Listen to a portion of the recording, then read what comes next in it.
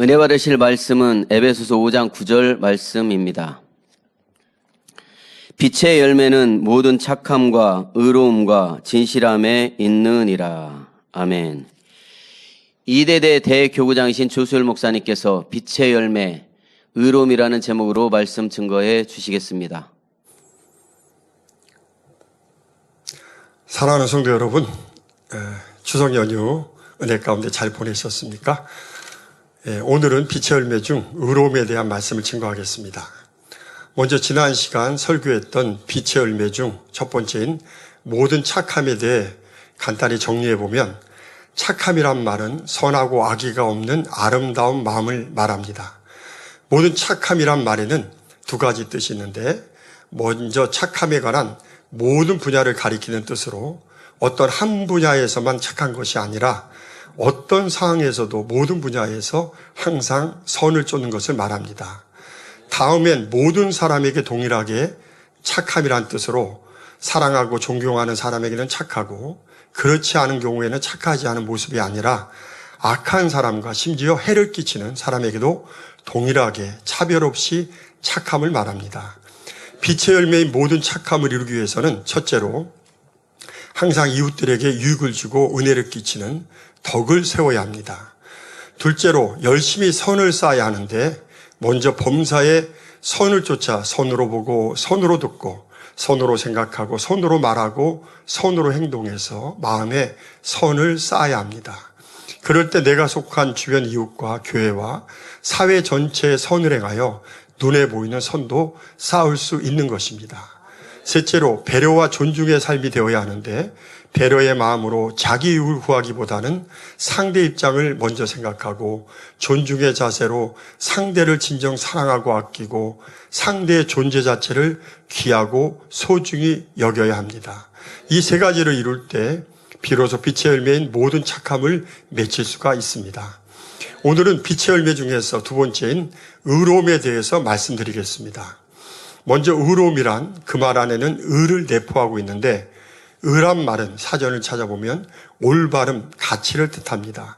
여기에 더해 의로움은 어떤 사람의 행동이 정당화될 수 있음과 타의 모범이 될 수 있음을 의미하며, 또한 유실론적인 종교의 경우 그러한 행동이 신을 기쁘시게 할 수 있다는 의미를 내포한다고 정의하고 있습니다.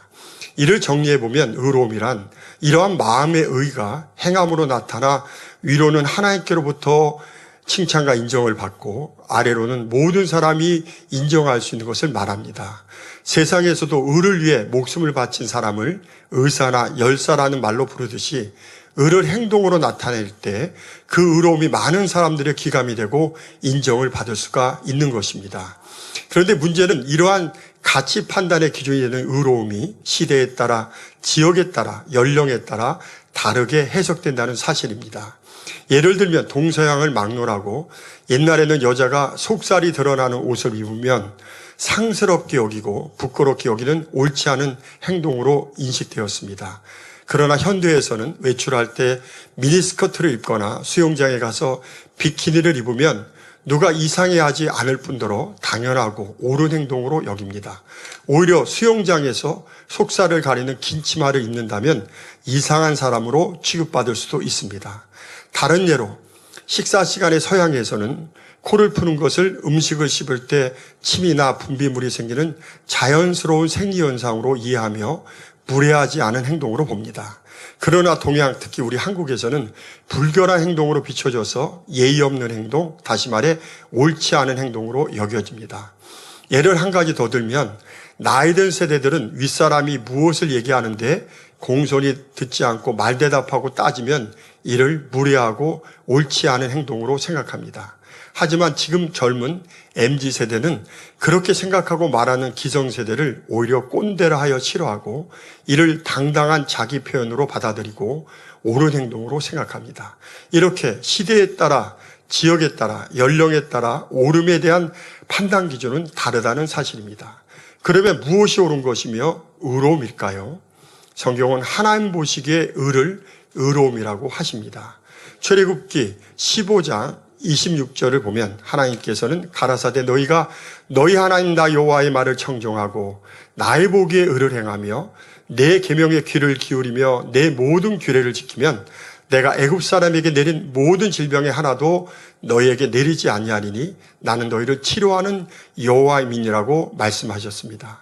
그러면 하나님 보시기에 의란 무엇입니까? 바로 하나님의 말씀, 즉 진리만이 의로움이란 말입니다. 다시 말해 옳고 그름에 대한 모든 가치 판단의 기준은 하나님의 말씀, 즉 진리만이 가능하다는 말입니다. 그런데 여기서 주의할 게 하나 있습니다. 기준은 분명히 하나님의 말씀인데 그 해석이 같은 기독교 안에서도 교파마다 사람마다 다르다는 사실입니다. 한제로 우리나라 대부분의 기독교단들에서는 안수기도나 세례 집례는 기름 부은 목사님들만 하게 되어 있습니다. 그런데 실제로 이런 일이 있었습니다.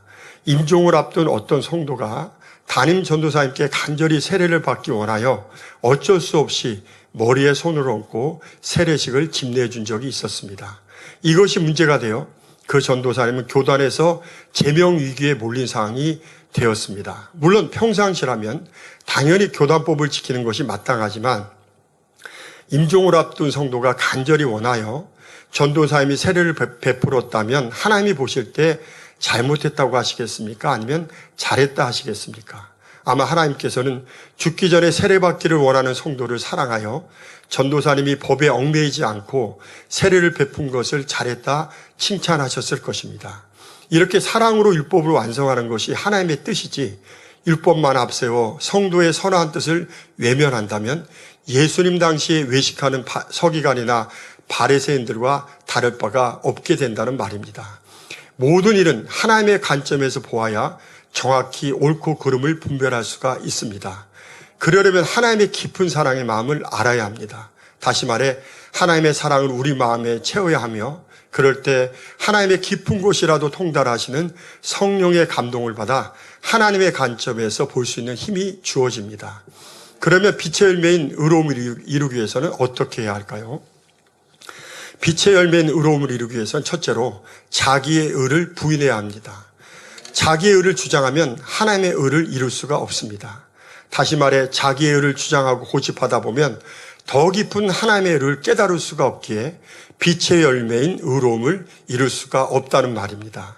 저를 사랑하는 원로 목사님께서는 영으로 들어가기 위해서는 마지막 관문이 있는데 자기의 의와 틀을 깨트려야 한다고 하셨습니다.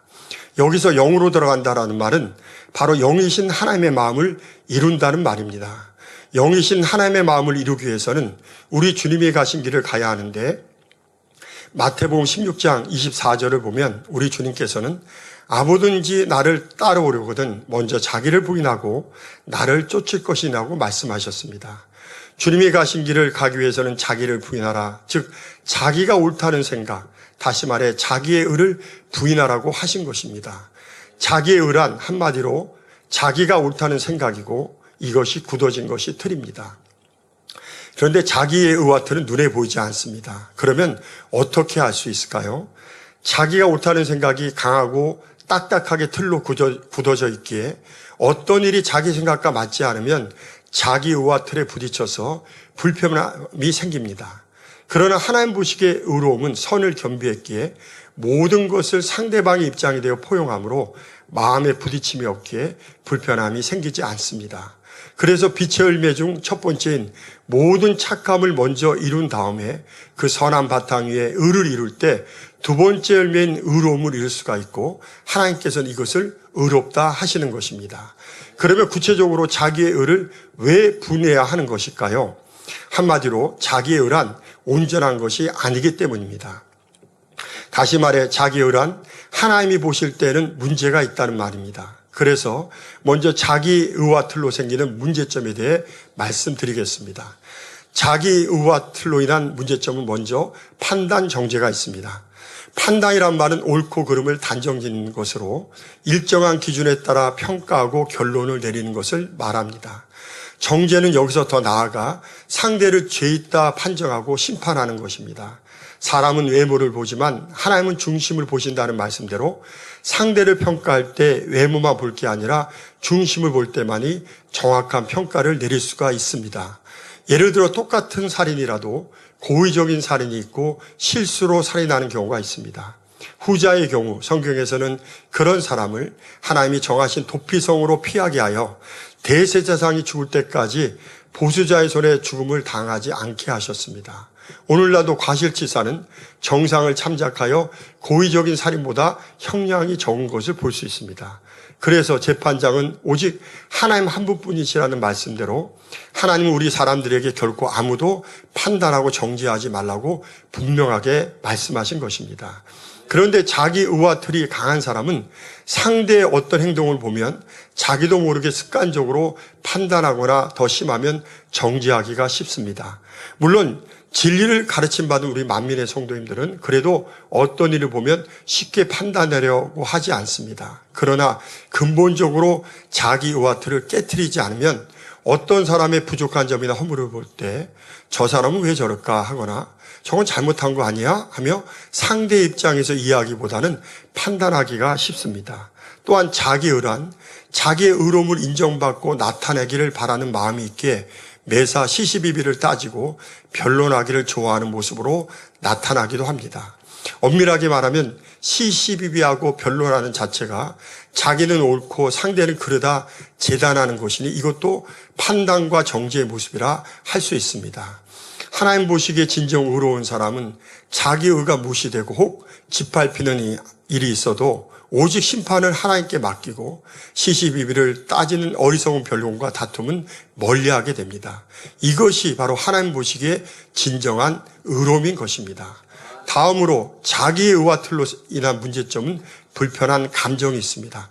조금 전에도 말씀드렸지만 자기 의와 틀이 강하면 마음에 부딪힘이 있으므로 불편함이 순간 생길 수 있습니다. 물론 이 불편한 감정은 판단 정죄로 인해 쉽게 생길 수도 있지만 내가 최선을 다했는데 상대가 내 옳음을 인정해 주기보다는 오히려 무시하고 부족한 분야를 지적할 때 생길 수도 있습니다. 다시 말해 책망받기를 즐겨라는 말씀대로 지적을 선으로 편하게 받으면 아무런 문제가 없는데 자존심에 걸려 부정적으로 받는 자세를 보이기 때문에 불편한 감정이 생긴다는 말입니다. 그런데 어떤 부딪힘을 통해 불편한 감정이 생겼을 때 영을 사모하는 사람은 모든 것을 자기의 탓으로 돌리고 자기를 돌아보고 발견함으로 인해 풀어버리고 마음에 쌓아놓지 않습니다. 그러나 자기 의와 틀이 강한 사람은 자기를 고집하는 성향이 강하다 보니 자기를 주장함으로 모든 것을 내 탓으로 돌리기보다 상대의 탓으로 돌리기에 불편한 감정을 계속 품게 됩니다.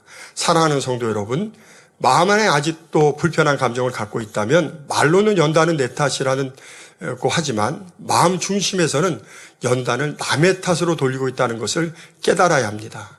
하나님 보시기에 의로운 사람은 자기 중심적인 관점이 아니라 하나님 중심적인 관점을 갖고 있기에 어떤 상황에서도 선으로 받아 마음의 감정을 남기지 않습니다. 하나님이 허락하신 섭리와 뜻을 깨닫기에 모든 것을 내 탓으로 돌리고 자기를 성찬하는 기회로 삼습니다. 이러한 분야는 성경을 보면 다윗과 욥의 예를 통해 정반대의 모습으로 뚜렷하게 나타나고 있습니다. 먼저 다윗은 우리아의 아내 밧세바를 범하고 이를 은폐하기 위해 충신 우리아를 전쟁터 선봉에 세워 죽게 하는 큰 죄를 지었습니다. 결국 세월이 흘러 이에 대한 보응으로 아들 압살롬의 반란을 당하게 되어 쫓겨가게 되었습니다. 이때 다윗은 백성 중 하나인 시므이에게 갖은 모욕과 멸시를 받아도 모든 것을 선으로 겸비하게 받았고 심지어 아들 압살롬에게도 전혀 감정을 품지 않았습니다. 그 결과 연단은 빨리 끝나게 되고 이를 통해 마음의 질성까지 철저히 뿌리 뽑는 성결의 자리까지 들어갈 수 있었습니다. 그러나 욥은 연단 중에 친구들부터 판단과 질타의 말들을 듣자 그 이상의 강한 말로 그들에게 되돌려줍니다. 욥의 친구들도 처음에는 욥을 위로차 찾아와 금식하며 함께 슬퍼해 주었습니다. 하지만 욥이 연단이 길어지면서 원망과 탄식을 쏟아내자 실망한 친구들은 번갈아가며 혹독한 판단 정죄의 말로 욥을 공격했지요. 이에 욥은 불편한 감정으로 받고 시시비비하며 변론한 결과 마음 안에 내재되어 있던 악이 요동하여 선을 넘는 원망과 저주의 악한 말들까지 쏟아내며 추한 모습을 드러내므로 결국 연단도 길어지는 것을 볼 수 있습니다. 이때 욥이 설사 내 생각이 안 맞아도 친구들의 충고를 받아들이고 자기를 돌아보고 성찰하는 자세를 가졌다면 욥은 지혜로운 사람이기 까닭에 자기를 쉽게 발견함으로 연단은 빨리 끝날 수 있었을 것입니다. 이렇게 자기 의와 틀은 자기 생각이 안 맞으면 강한 틀에 부딪혀 불편한 감정을 갖게 되는 것을 볼 수 있습니다. 마지막으로 자기 의와 틀의 문제점은 자기 한계에 부딪힌다는 점입니다. 자기 한계란 그 사람의 그릇됨을 제한하게 됩니다. 다시 말해 자기 의와 틀은 한계에 부딪힘으로 상대를 포용할 수 있는 큰 마음을 방해한다는 말입니다. 물론 자기를 고집함으로 융통성이 부족해 상대를 포용하기가 어려운 모습으로 나타날 수도 있습니다. 잠언 강해에서 우리 마음 안에 불편한 감정이 있으면 대인배가 아니라 소인배라고 했습니다. 자기 의와 틀이 강하면 상대 입장에서 보기보다 자기 입장에서 상대를 보기 때문에 상대가 자기 한계를 벗어나면 상대를 포용할 수가 없습니다. 이는 자기 한계에 부딪혀 우리 마음 안에 불편한 감정이 생기기 때문에 상대를 품지 못하게 된다는 사실입니다. 결국 불편한 감정이 있는 만큼 소인배기에 상대를 포용하지 못함으로 큰 그릇이 될 수 없습니다. 우리가 축복을 받으려면 그릇을 만들어야 합니다. 그릇은 먼저 깨끗한 그릇이어야 하고 다음은 큰 그릇이어야 합니다.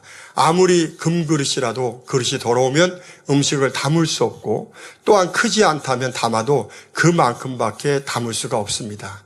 깨끗한 그릇이 되려면 성결을 이루어야 하고 큰 그릇이 되려면 아무리 어렵고 힘든 상대라도 그를 품어서 마음을 넓혀야 합니다. 그러면 자기 의와 틀을 깨트려 자기 한계를 극복해야 합니다. 사랑하는 성도 여러분, 자기와 틀이 얼마나 잘못되었는지 철저히 깨달아서 자기를 부인하는 자세로 자기의 의와 틀을 온전히 깨트려 하나님 보시기에 의로움을 이루시기를 바랍니다. 빛의 열매인 의로움을 이루기 위해서는 둘째로 마음 먹은 바를 반드시 이루어야 합니다. 의로움이란 옛날에 나라를 지키기 위하여 자기의 목숨까지 초기와 같이 버린 의사와 열사들에게서 잘 나타나 있습니다. 태평성대에도 충실하여 나라와 백성을 위해 목숨을 걸고 왕 앞에 가난한 충신들에게서 참된 의로움을 찾아볼 수 있습니다. 결혼식장에서도 주례가 신랑 신부에게 혼인 서약을 할 때 머리카락이 파뿌리가 될 때까지 종신하도록 의를 굳게 지키겠습니까? 라고 질문을 합니다. 이 말은 젊어서 결혼할 때 검었던 머리카락이 파의 흰풀이처럼 하얘질 때까지, 즉 늙어서 세상을 떠날 때까지 의를 굳게 지킬 수 있느냐라는 뜻으로, 쉽게 말하면 죽을 때까지 마음이 변하지 않겠느냐라는 뜻입니다. 이렇게 한 번 먹은 마음을 반드시 지키는 것을 바로 의로움이라고 할 수 있는 것입니다. 구약 성경을 보면 다니엘과 세 친구들의 의로움이 잘 나와 있습니다. 바벨론의 포로로 잡혀온 신세였지만 하나님의 율법을 지키기 위해 환관장에게 부탁하여 자신들을 10일 동안 시험하여 물과 채소로만 먹게 해줄 것을 요청하였고, 그 결과 산의 진미를 먹은 다른 소년들보다 더 얼굴빛이 좋아 신앙을 지킬 수가 있게 되었습니다. 이를 기뻐하신 하나님께서는 이들에게 지혜와 총명을 주셔서 나라에서 높이 쓰임받게 해주셨습니다. 그 후 다니엘의 세 친구들은 느부갓네살 임금이 만든 금신상에게 절하지 않으면 풀무불에 던진다는 시험을 받았을 때 굳건히 믿음을 지켰습니다. 또한 다니엘은 다리오 왕 때 왕위의 다른 신에게 절하면 사자굴에 집어넣는다는 시험을 받았을 때 똑같이 타협지 않고 신앙의 정절을 지켜 자신의 의로움을 증명하였습니다. 이에 감동한 왕들은 조서를 내려 하나님께 크게 영광을 돌리는 장면들이 감동적으로 성경에 기록되어 있습니다. 기독교 역사에도 보면 순교했던 예수님의 12제자를 비롯하여, 물론 사도 요한은 제입니다마는 대부분의 12제자가 순교했죠. 또 초대교회 감독이었던 폴리갑과 로마 콜로세움에서 형장의 이슬로 사라진 수많은 순교자들의 의로움이 지금도 많은 사람들의 마음을 수경케 하고 진한 감동으로 다가와 위대한 신앙의 본이 되는 믿음의 선진들로 기억되고 있습니다. 천국에서도 이분들의 의로움은 해와 같이 영원토록 빛나며 무성도들의 칭찬과 존경을 받을 것입니다.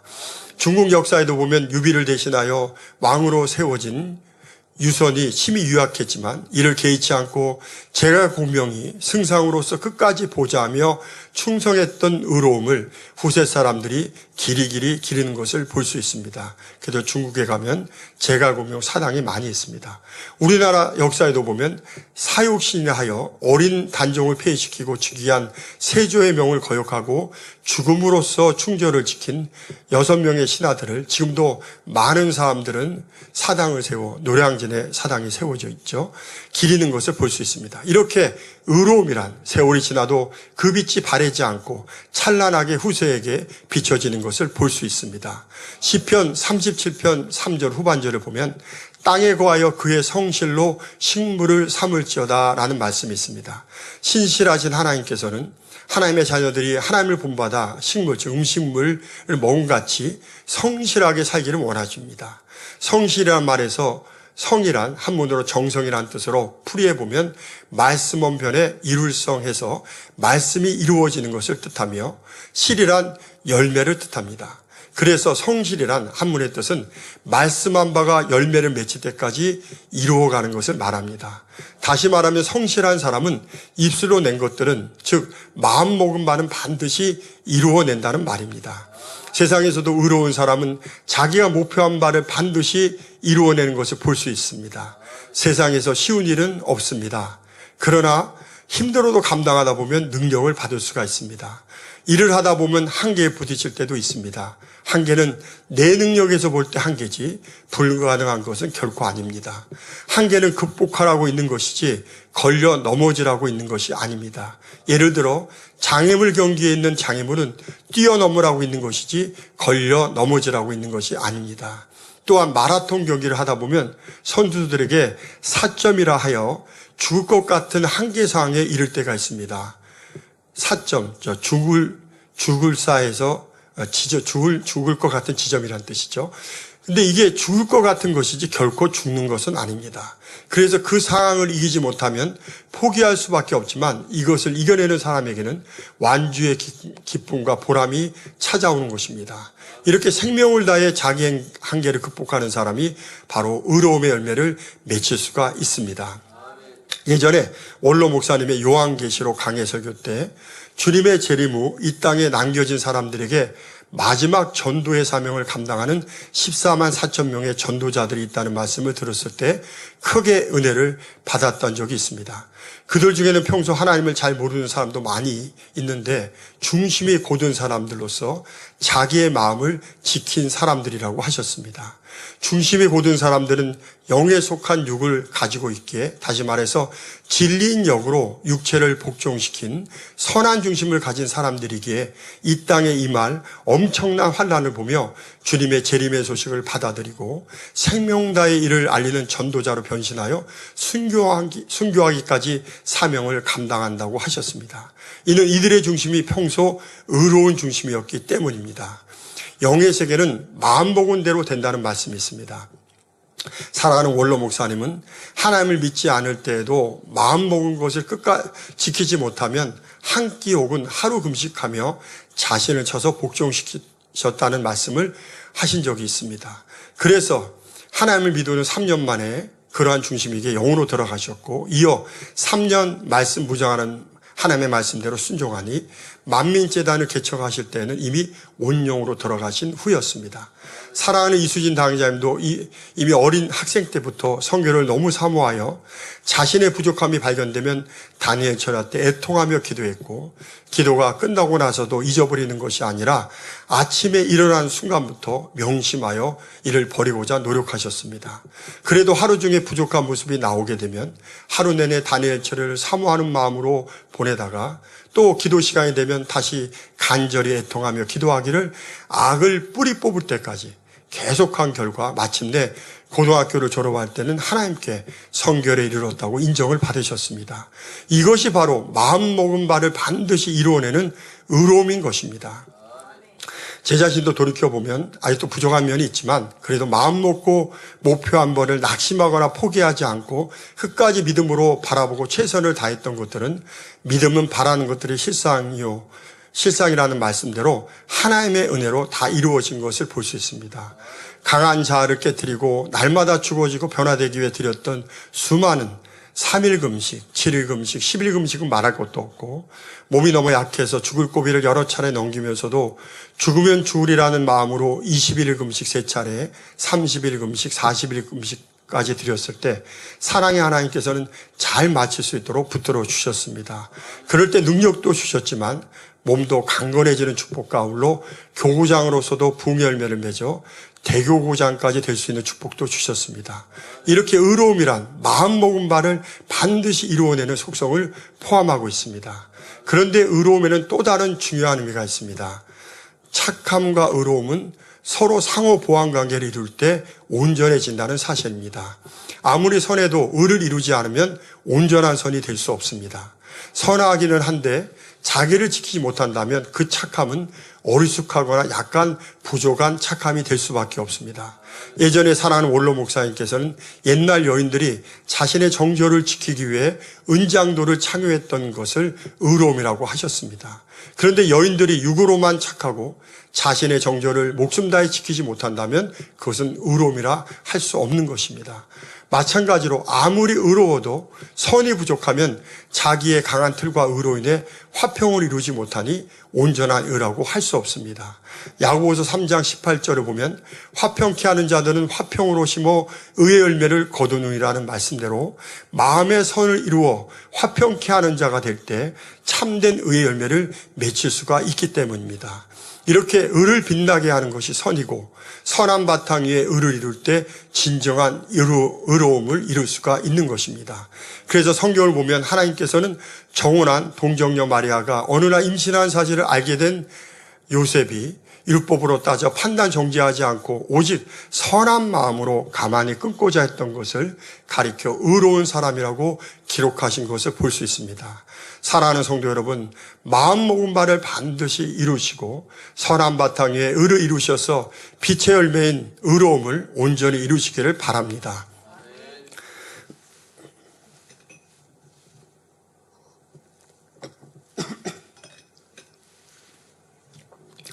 빛의 열매인 의로움을 이루기 위해서는 셋째로 긍휼과 자비의 마음을 이루어야 합니다.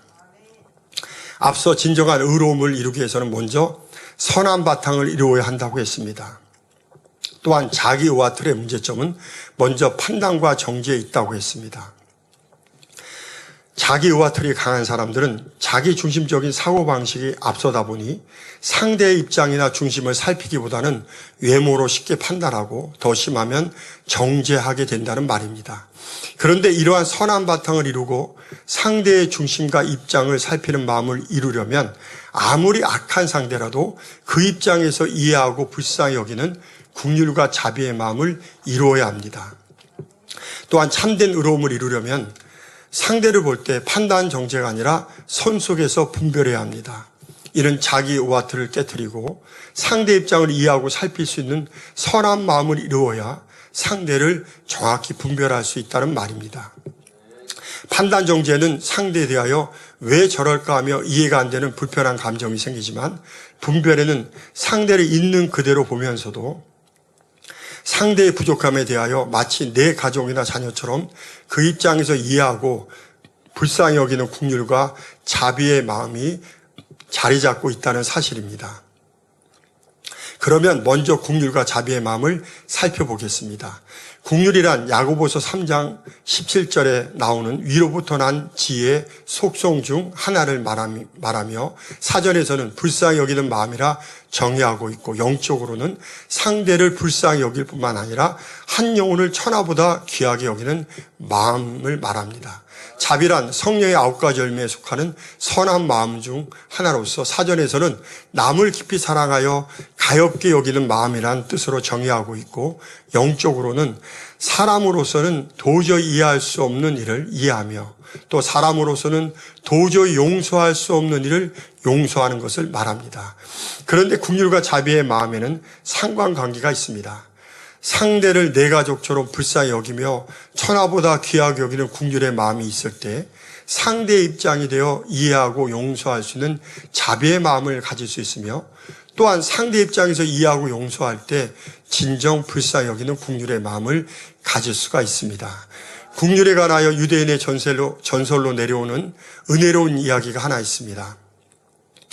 하나님께서는 천지 만물을 창조하시기 전에 머리급 천사들에게 사람의 창조에 대한 의견을 물어보셨다고 합니다. 먼저 의의 천사에게 물어봤을 때 세상은 불의하고 사악해질 테니 창조하면 안 됩니다 라고 대답했고, 또 거룩의 천사에게 물어봤을 때 세상은 더러움으로 가득 채워질 것이니 창조하면 안 됩니다 라고 대답했다고 합니다. 이어서 빛의 천사에게 물어봤을 때 세상을 어둡게 만들 테니 창조하면 안 됩니다 하며 반대했다고 합니다. 마지막으로 국률의 천사에게 물어봤을 때 사람을 창조하십시오. 물론 그들은 죄로 인해 불의하고 더럽고 어두워질 것이나 저는 하나님의 국률하심을 따라 부드러운 손길과 사랑의 음성으로 그들을 다시 하나님께로 데리고 오겠습니다 라고 대답했다고 합니다. 그래서 하나님의 마음에는 국률이 많으시다는 내용의 이야기입니다. 우리는 이러한 국률이 많으신 하나님의 마음을 닮아 다른 사람에게 국률을 베풀어야 합니다. 우리가 국률을 베풀지 않으면 우리에게도 국률 없는 심판이 기다리고 있다는 사실입니다.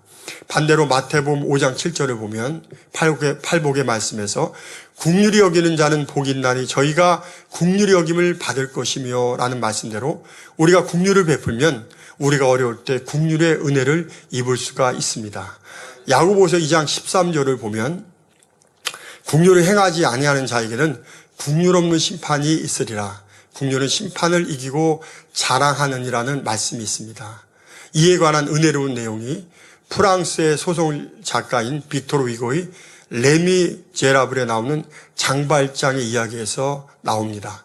이 소설의 주인공인 장발장은 빵을 훔친 대가로 19년형을 선고받고 형무소에서 복역하고 나왔다가 다시 천주교 주교인 미리엘 신부의 집에서 은식기를 훔쳐 달아나게 됩니다. 그런데 다시 잡혀왔을 때 미리엘 신부는 장발장을 용서해주고 여기에 은초대까지 더해주며 올바르게 살 것을 당부합니다.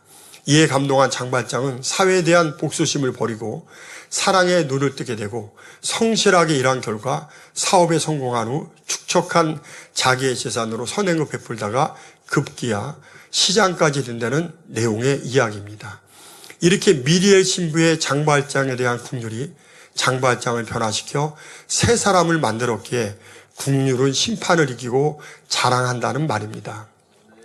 자비도 마찬가지입니다.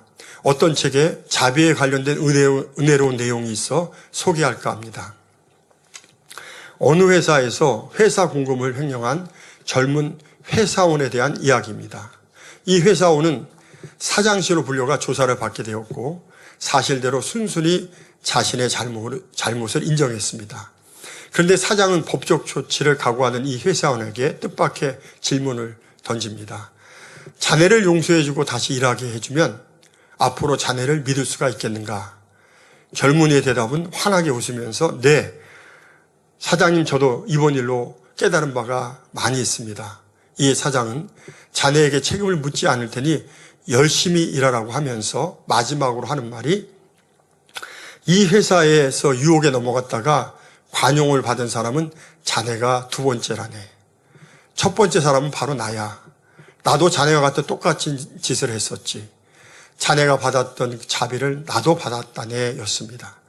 지금은 사장이 되었지만 젊었을 때 한 번의 유혹을 이기지 못하고 회사 돈을 횡령했을 때 회사에서는 앞으로 장래가 촉망한 그 사장 젊은이였던 그 사장의 입장을 불쌍히 여겨 용서하고 기회를 주었던 것입니다. 이 사장은 은혜에 보답하고자 갑절로 열심히 일한 결과 인정받아 지금의 자리에까지 이르렀고 자기가 받았던 은혜를 다시 그와 똑같은 상황의 젊은 회사원에게 돌려주었는데 이것이 바로 자비의 마음입니다. 그래서 성경에서는 거저 받았으니 거저 주라고 말씀하시는 것입니다. 제 자신도 돌아보면 수년 전 교회정의 연단 속에서 목자의 가르침과 전혀 다른 일꾼들의 모습을 볼 때 상대가 이해가 안 되니 마음에 답답함과 불편함이 생기고 불편함이 쌓이니 어느 순간 위경련 증상이 나타나는데 3일 동안 아무것도 먹지 못하는 일이 일어났습니다. 원래 위장이란 기관은 음식을 먹으면 위가 부드럽게 받아들여 소화를 시키는 곳인데 위경련이 생기면 위장 근육이 과도하게 수축하여 위가 뻣뻣하게 굳어지니 음식을 먹으면 위에서 경련이 일어나 받아들이지 못하고 입으로 토해내거나 명치 주위로 심한 통증이 발생합니다. 그런데 마음에 그냥 불편함만 있었다면 상대가 너무하니 그렇지 하며 자신을 정당하게 했을 텐데 위경련 증상이 나타나니 그로 인해 3일 동안 또 먹지 못하고 하니 어디가 아프면 자신을 돌아보라는 말씀대로 영적으로 무엇이 문제일까 깊이 있게 돌아보게 되었습니다. 그 결과 내 마음 안에서 불편함이 많이 쌓여 있었다는 사실을 깨닫게 되었습니다. 불편하다는 것은 모든 일을 선으로 받지 못하고 자기와 틀 속에도 부딪혀 감정으로 받은 것이므로 결국 자신의 악함을 인정할 수밖에 없었습니다. 이때부터 불편함을 갖게 된 자기와 틀을 깨트려 나가기 시작했습니다. 자기와 틀 속에서 판단했던 자세를 고쳐 상대 입장에서 생각하려고 노력하기 시작했습니다. 처음에는 잘 이해가 안 되었지만 이것을 붙들고 계속하여 기도하다 보니 차츰차츰 상대 입장이 조금씩 이해가 되기 시작했습니다. 이해가 되니 상대가 그럴 수밖에 없었던 입장이 안쓰럽고 불쌍히 여겨지는 은혜가 임하게 되고 급기야 자기와 틀 속에 판단했던 것을 철저히 회개할 수밖에 없었습니다. 더욱이 하나님께서는 얼마 후 코로나 백신 후유증으로 걸린 급성 갑상선염을 통해서 그동안 자기와 틀 속에서 상대를 판단하고 정죄했던 모습들까지 철저히 통해 잡아갈 수 있도록 은혜를 주셔서 마음까지 새롭게 변화되는 축복을 받게 해주셨습니다. 여기에 덧붙여 또 다른 은혜를 주시는데 제 자신 연단 속에 불편한 감정이 쌓이다 보니 아침에 거울로 얼굴을 보면 심술궂은 할아버지처럼 얼굴이 굳어져 은혜가 되지 않는 모습이 있었습니다. 얼굴은 얼꼴, 정신의 모양, 내면의 모습이라는 말에서 나왔다는 말처럼 마음이 밖으로 비춰지는 모습인데 불편한 마음이 많으니 아무리 얼굴을 펴려고 해도 좀처럼 바뀌지 않아 어느 해에는 은혜로운 얼굴 모습을 놓고 간절히 기도한 적도 있었습니다. 그런데 감사한 일이 그렇게 자기와 틀을 깨트리면서 상대 입장에서 이해하고 불쌍히 여김으로 마음의 불편한 감정이 점점 사라지니 얼굴이 점점 펴지면서 은혜로운 모습으로 돌아오는 것을 느낄 수가 있었습니다. 그러다 연말에 운동을 나갔을 때인데 어느 초등학생의 남자아이가 저를 보며 반갑게 여러 차례 인사를 하는데 요새 애들은 잘 인사 안 합니다. 근데 그렇게 인사하니까 혹시 이사 온 성도님의 자녀인가 싶어 너 아냐? 너 나 아냐? 물어보니까 모른다고 했습니다. 그래서 그럼 왜 그렇게 인사를 여러 번 하느냐고 다시 물어보니까 아저씨가 너무 잘생겨 보여서요 라고 대답하는데 세상 사람이라도 이제는 나를 은혜로운 모습으로 보는구나 하는 생각에 기도의 응답을 받았다는 확신으로 행복해지는 체험도 할 수 있었습니다. 이렇게 국률과 자비의 마음이 임하면 마음도 편해질 뿐만 아니라 몸도 건강해지며 얼굴도 은혜로워지는 것입니다. 사랑하는 성도 여러분, 우리 마음 안에 이러한 국률과 자비의 마음이 풍성히 임함으로 하나님 보시기에 의로움을 온전히 이루시기 바랍니다. 결론입니다. 빛의 열매인 모든 착함은 우리에게 선한 양의 진한 감동으로 다가오지만 빛의 열매인 의로움은 우리에게 찬란한 빛의 울림으로 다가옵니다. 이러한 의로움은 우리 힘만으로는 이룰 수가 없습니다. 성경은 우리가 믿음으로만이 의롭다 하심을 받는다고 했습니다. 히브리서 11장을 보면 믿음으로 의롭다 하심을 받은 많은 믿음의 선진들이 나옵니다. 홍수 심판을 말씀에 따라 준비한 노아는 믿음으로 의의 후사가 되었고 아브라함도 하나님의 약속의 말씀을 끝까지 믿음으로 바라보고 독자 이삭을 드리는 시험을 통과하니 믿음의 조상이 될 수 있었고 모세도 오직 하나님만을 믿음으로 의지하니 하나님의 권능을 나타내는 선지자가 될 수 있었습니다. 물론 이분들에게는 자신을 지키는 의의 성실함 또한 있었습니다. 그러나 그 뒤에는 하나님의 도우심과 인도하심이 있었고 전능하시고 사랑이 많으신 하나님을 의지하고 오직 말씀에 순종하는 믿음이 있었기에 가능할 수가 있는 일이었습니다. 저는 설교를 준비하면서 빛의 열매인 의로움은 단순한 의를 넘어서 사람들에게도 기감과 칭찬이 되지만 하나님께서 이를 너무 인정하시고 기뻐하신다는 사실을 깊이 깨닫게 되었습니다. 이러한 빛의 열매인 의로움을 이루려면 첫째로 자기의 의를 부인해야 합니다. 둘째로 마음먹은 바를 반드시 이루어야 합니다. 셋째로 국률과 자비의 마음을 이루어야 합니다.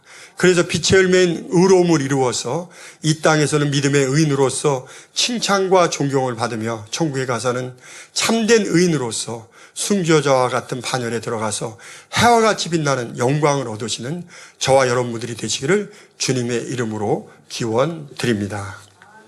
주신 말씀 붙잡고 기도하겠습니다.